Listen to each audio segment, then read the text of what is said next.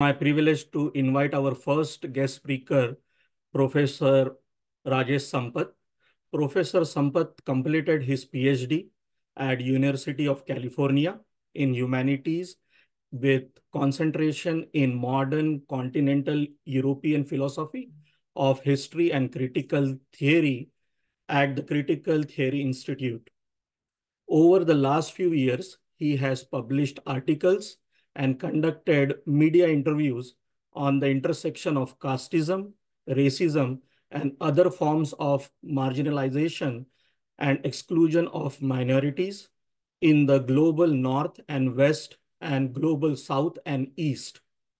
In addition to publishing in peer-reviewed academic journals and book chapters in scholarly anthologies, Professor Sampath has written an op-ed for the Washington Post, a letter to the editor for New York Times, a short article for the Conversation, and the blogs for the Huffington Post on various topics in comparative constitutional law, public and social policies. He appeared on a panel at HuffPost Live that discussed diversity, rights, and free speech at American university campuses.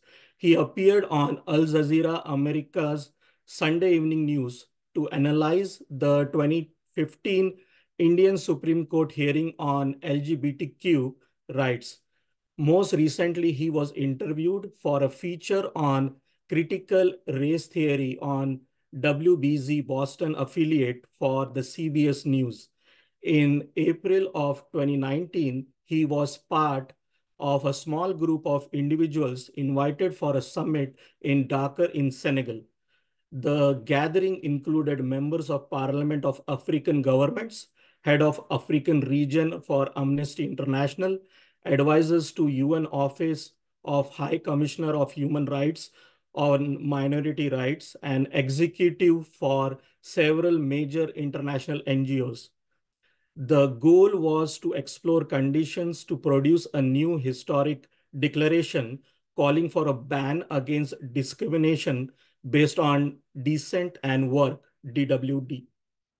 That would include modern forms of slavery, caste, and other similar intergenerational hereditary-based hierarchical systems across different societal, cultural, national, and religion context in Africa, South Asia, Asia, which are not covered in the existing UN declaration, conventions, and treaties.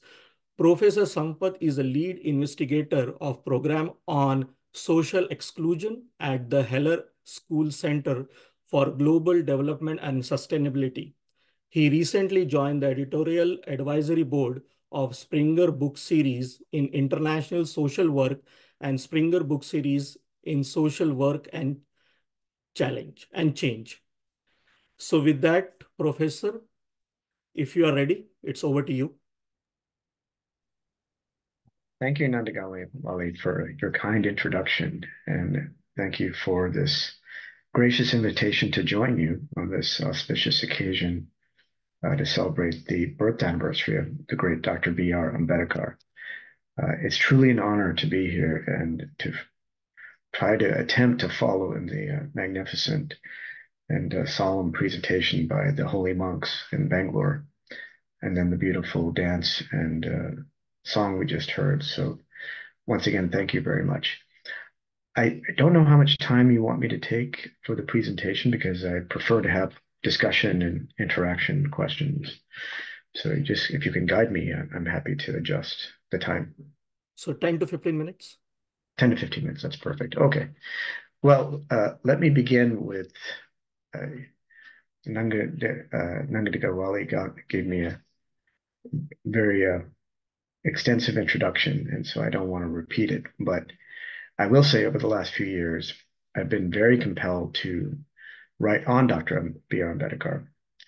And to be honest, being technically a second generation Indian American, my parents immigrated here in the early 70s when I was 3 months old. And like maybe a lot of your children, were of course younger generations growing up in the United States.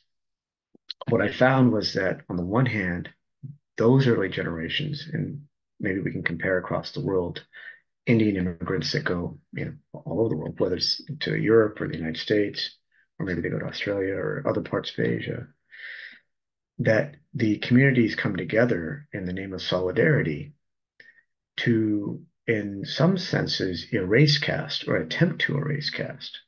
So, in other words, high caste, low caste can join together, maybe by profession if they're doctors or engineers. I'm talking about those initial generations from the 60s and 70s. So those of us that actually grew up in these communities may not have been exposed to the severity of the caste distinctions that are still so prevalent in Indian society, and some would argue are only intensifying in terms of the systemic violence, particularly against Dalits, tribals, other backward castes, and then of course the plight of religious minorities, Muslims and Christians, for example, particularly under this current government. So what I'm trying to say is that attempts to maybe bury the issue of caste or not talk about it, it's just a matter of time where it starts to surface.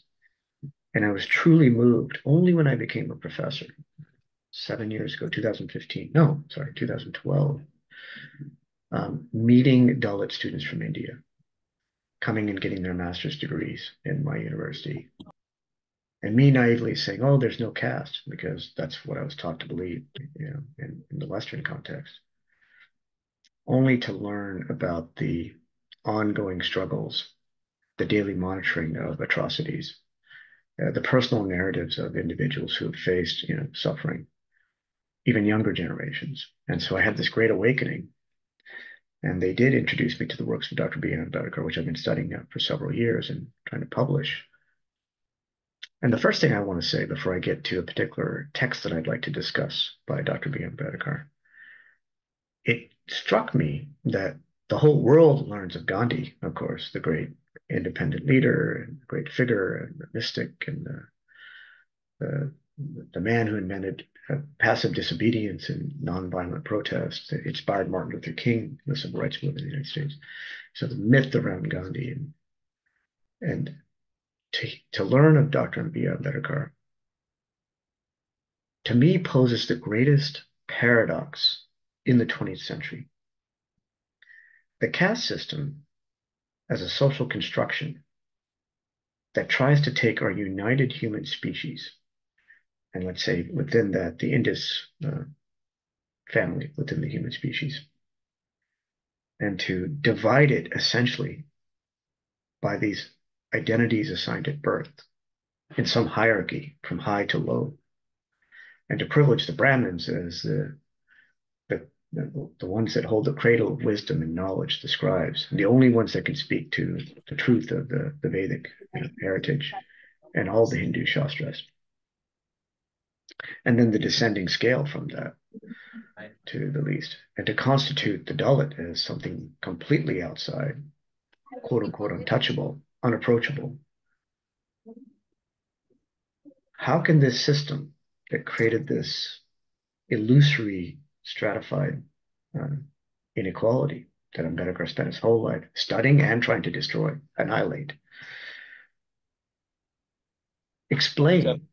And can anyone explain to me, any Indian alive, or anyone familiar with the Indus community, can anyone explain how the greatest genius, the greatest mind, a mind that you can't even categorize, Dr. B. Ambedkar's excellence in so many fields, so many different degrees, PhD from Columbia, law degree, economics degree, lifelong student of and scholar of all the world religions, but in particular, of course, Hinduism. And as I'll get to, his miraculous event that culminates his life in terms of his attempt at liberation, the mass conversion to Buddhism in Maharashtra. The greatest mind was a Dalit. That question cannot be answered by high caste. And so it set me on this path to try to understand the linkage between the life that's lived. And many Western scholars have studied this, that it's with the oppressed. And the oppressed can take many forms. Maybe it's the poor. Maybe it's a minority by religious identity that's marginalized by the majority. We know that Dr. Ambedkar was a great advocate for the advancement of women's rights, women everywhere, as within systems of patriarchy and capitalism, to be second to men. If he lived today, maybe he would have considered it. He wouldn't have been able to think it in his time, but the advancement of LGBTQ rights, or today we speak of disability rights, all the minority groups, that they have access to an insight into the human condition because of their experience that allows them to see what the great Du Bois on the Black American, African American side, also a contemporary of Dr. B. R. Ambedkar, and in fact, they dialogued in an attempt to create a discussion about racism in the United States, in America, and caste in India and South Asia. But as Du Bois said, the oppressed over time develop a second sight, a sixth sense, an ability to see into the depths of human nature. And that's exactly who I see Ambedkar as, a unique individual who had that extraordinary insight. And then to catalyze the social movement, a social movement that was maybe a few hundred years in the making. He had great predecessors like Fule in the 19th century. But the dominion of caste, at least going back to the Manusmriti in the 3rd century BCE, and the Hindus argue that, it has greater foundations in older philosophical traditions and texts, the Upanishads and the Vedas. Ambedkar set to disprove all this. That, in fact, we have to have a revolution in our minds about the very relationship between religion and society. And many of his works, The Philosophy of Hinduism, Riddles of Hinduism, a text that I want to share, the Buddha and Karl Marx, that unless religion serves the purpose of individual liberty, as many of you said, and the Holy Monk mentioned too, liberty, fraternity, and equality, unless religion serves that purpose, it's useless. And he meant it as a conviction. So when I think of the legacy of Ambedkar, one, we have to still carry on the dream of annihilating caste. And when I teach comparisons of the Indian Constitution with the U.S. Constitution, the Constitution in the United States bans slavery because of the Civil War, bans discrimination on the basis of race, so the right for Black people to vote, for example, but it doesn't ban racism. The Indian Constitution may ban untouchability as a practice. Of course, it still occurs. And the atrocities against a lot of Dalit individuals and communities. We hear that, at least my colleagues in India tell me the stories that are happening daily of the atrocities, brutal atrocities. So the Constitution says banning untouchability on in practice, but it says it also bans discrimination on the basis of caste. It does not ban the caste system itself, which was Ambedkar's driving ambition, even though he was the chief architect of the Constitution. And I'm sure if you look at end quotes of the last statements by Dr. B. Ambedkar that we have on record, that the Constitution himself, that he himself, the genius behind the architecture of arguably the greatest constitution of any post-colonial society, drawing from the best insights of the French, American, British, but those that know about the Indian Constitution, very powerful and unique set of goals laid out in the Constitution. But it does not ban caste itself. So how do we achieve that? Let me draw your attention, and you can tell me, and I have about 5 minutes, maybe 7 minutes. Sure. Yeah. Sure. Okay. You complete your thought. If it needs to take more time, you finish your thought. Okay. Sure. And then we can have a discussion. I will need to be able to share my screen. So if you can make me co-host, I can do that. Sure. Great. And just, can everybody see this text, or should I make it bigger? This is good. Okay, Yeah, we can see. great. Great. So those of you that may be familiar with the biography of Dr. B. Ambedkar, upon his death in the 50s, there are a number of manuscripts that were discovered that he didn't publish in his own lifetime, that if he had he lived or had the opportunity at different phases, he would have published them, or he was just beginning the investigations. And one miraculous work is called The Buddha, or Karl Marx. That's the title of the work. And it's very short because he, as I said, didn't have a chance to complete it. And it's divided into these different sections. And the first section he mentions is the Creed of the Buddha. And then he mentions the Creed of Karl Marx. And then he tries to compare the two. And then he concludes with what he thinks is a revolution that India still needs. It achieved independence. It is, quote unquote, a secular constitutional democracies. I'll leave that to you to debate, but some may argue that because of the current government, international organizations that measure democracy says that India has been slipping because it's censorship and treatment of minorities and suppression of free speech, et cetera, et cetera.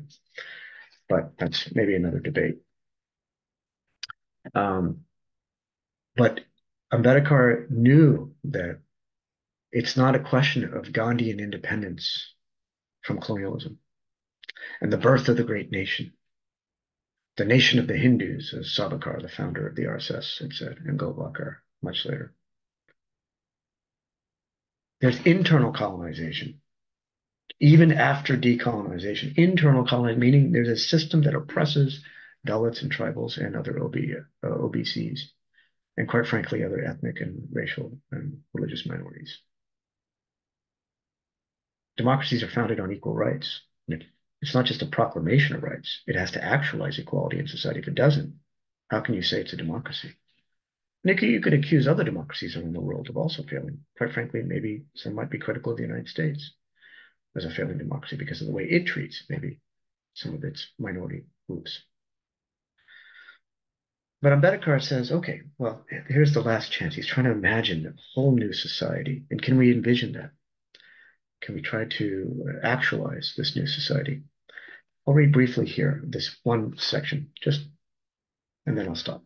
Because I'd like to invite a discussion, conversation. Let's see what he says. I enumerate them below as I've understood them from my reading of the Tripitaka. So this is how is he summarizing the main important insights from Buddhism, not the philosophy of Buddhism or the religion of Buddhism per se, but what it means for society. This is what he's saying. So he says, religion is necessary for a free society, but not every religion is worth having. Religion must relate to facts of life and not to theories and speculations about God, soul, heaven, or earth. It is wrong to make God the center of religion. That's fascinating. Many religions do that. But what is this about the genius or the uniqueness of Buddhism? It is wrong to make salvation of the soul as the center of religion, maybe just focusing selfishly on your own self. It is wrong to make animal sacrifices to be the center of religion. Real religion lives in the heart of man, not in the Shastras. Man, or we could say human being to be inclusive, all human beings, morality must be the center of religion. If not, religion is a cruel superstition. What a great insight by Ambedkar. It's not enough for morality to be the ideal of life. Since there is no God, it must become the jaw of life, the thing that really grasps life. The function of religion is to reconstruct the world and to make it happy and not to explain its origin or end. That the unhappiness in the world is due to conflict of interest, and the only way to solve it is to follow the Ashtanga Marga. Now, this is interesting because this next section looks like a little bit of Marx, but he says it's within the Buddha. The private ownership of property brings power to one class and sorrow to another. And as you know, Buddhism is the elimination of suffering. First of all, desire, because if you don't fulfill it, you'll suffer. And if you suffer, you head towards death without enlightenment. Buddhism is the first religion to try to understand this condition and also offer a path, as the holy monk had mentioned. Compassion towards all. That is necessary for the good of society, that the sorrow be removed by removing its cause. And here we go. All human beings are equal. Worth and not birth is the measure of human beings. What is important is high ideals, not high noble birth.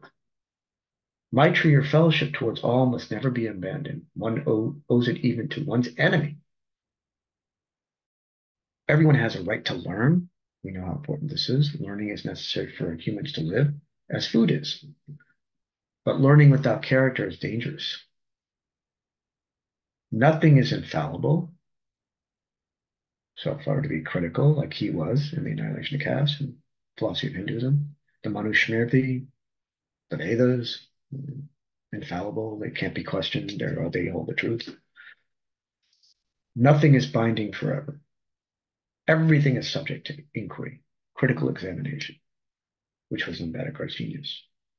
Everything is subject to the law of causation. There must be a cause for everything, including the cause of suffering, which is not because of some mystical thing. The caste system is the cause of inequality. Let's recognize it. Let's try to understand it. Let's eliminate it. Nothing is permanent. And the last two I'll just leave. It's ambiguous. War is wrong unless it's for truth and justice. The victor has duties towards the vanquished. So I'll stop there. So in conclusion, what I'd like to say is that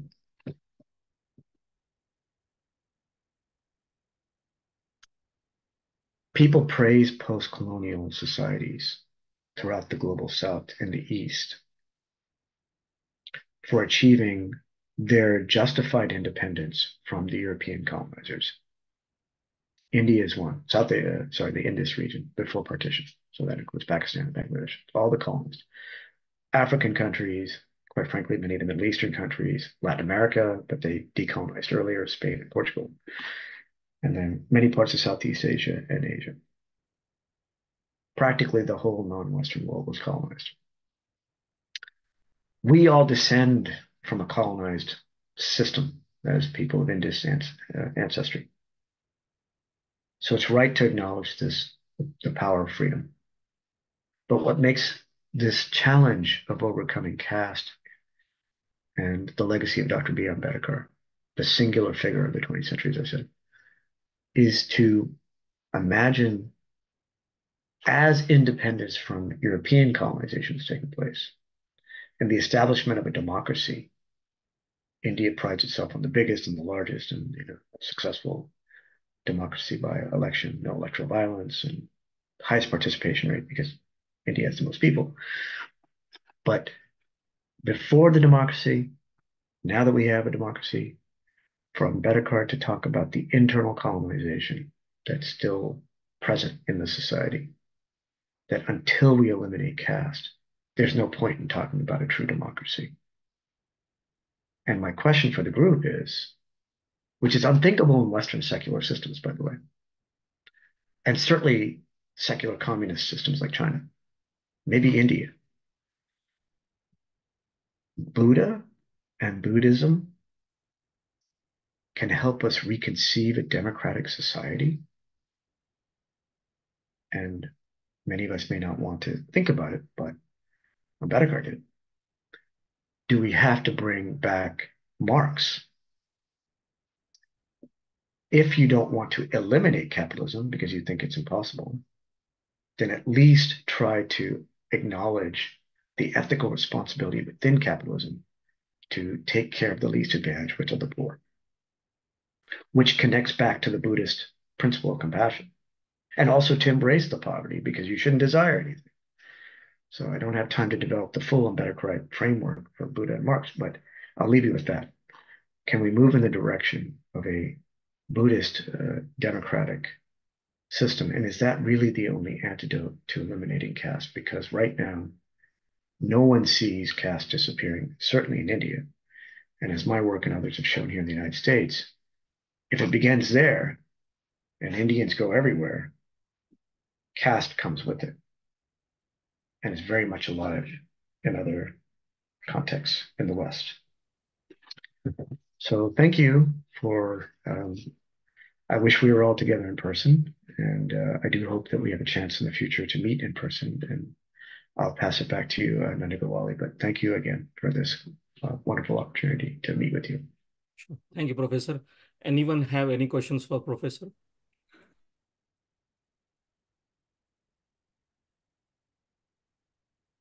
We'll take silence as no. So before I let you go, I would like to applaud you for your work on fighting the hereditary-based hierarchical system. Like Baba Sahib said, a great man is different from an eminent one in the way that he's ready to be servant of the society. So thank you, B, for that servant of the society.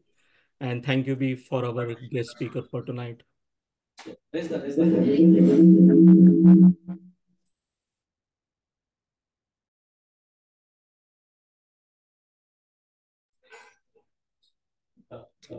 Dr. Sampath, are you still there? I am. Yes. Thanks. I really appreciated listening to you. There's quite some echo. Yep.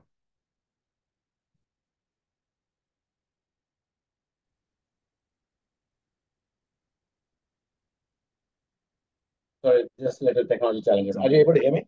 Yes, I am. Okay, beautiful. First of all, I really appreciate it. Pretty interesting listening to you. But I was just wondering, like you were talking about the Karl Marx philosophy versus the religion, versus the religion side of it, right? Mm. And then the question becomes: Is it like is the solution going to be one or the other, or is there a possibility of happy medium, which kind of strikes the balance between what capitalism could bring in terms of giving an incentive um, to get rid of not just the caste system per se, but more of casteism, which comes along with it, but at the same time keeping the religion, which will help keep the capitalist grounded so that it does not swing towards extreme right or left. Mm. Any thoughts? Yes. Yes, thank you. Can you tell me who was speaking? I'm trying to see. I'm sorry, I'm just a little video shy. This is Kishore over here.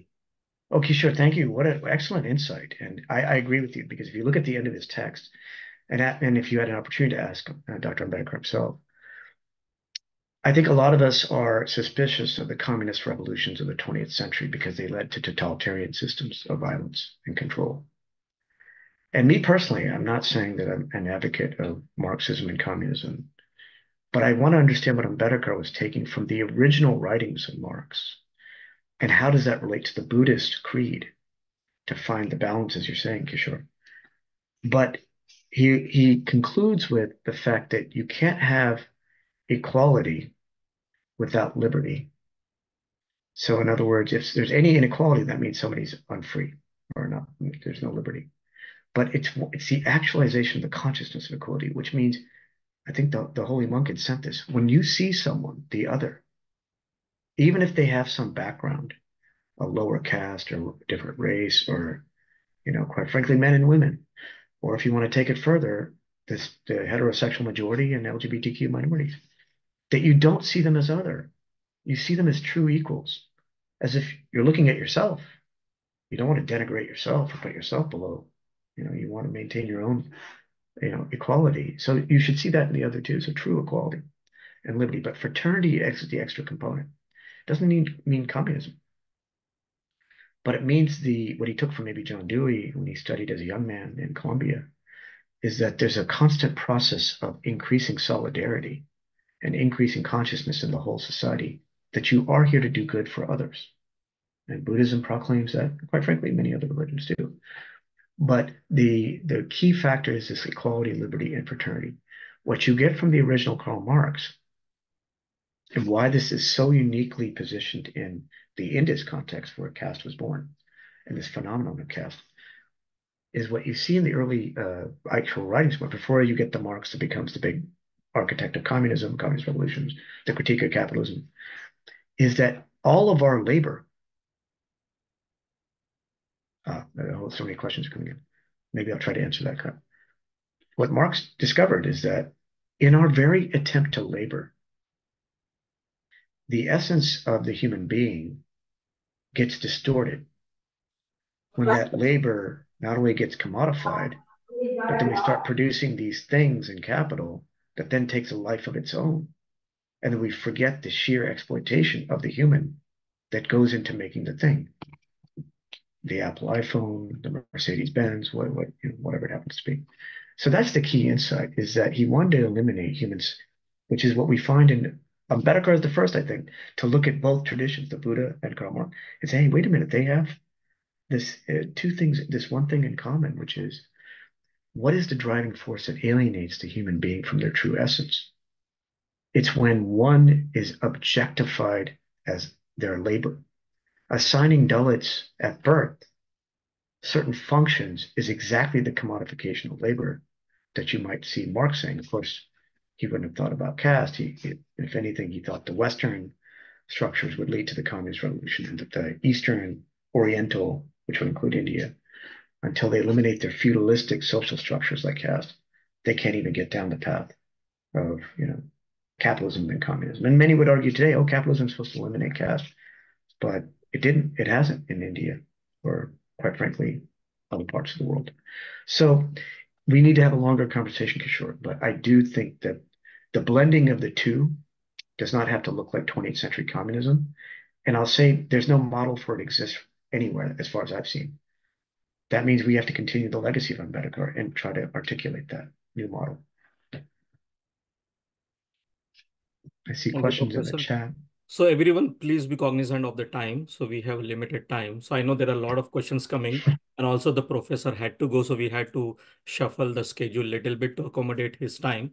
So if there are any questions, please drop it in the chat, and we will make sure that we will take it to the professor, and then we will get you back the answers. Thank you once again, Professor. And moving on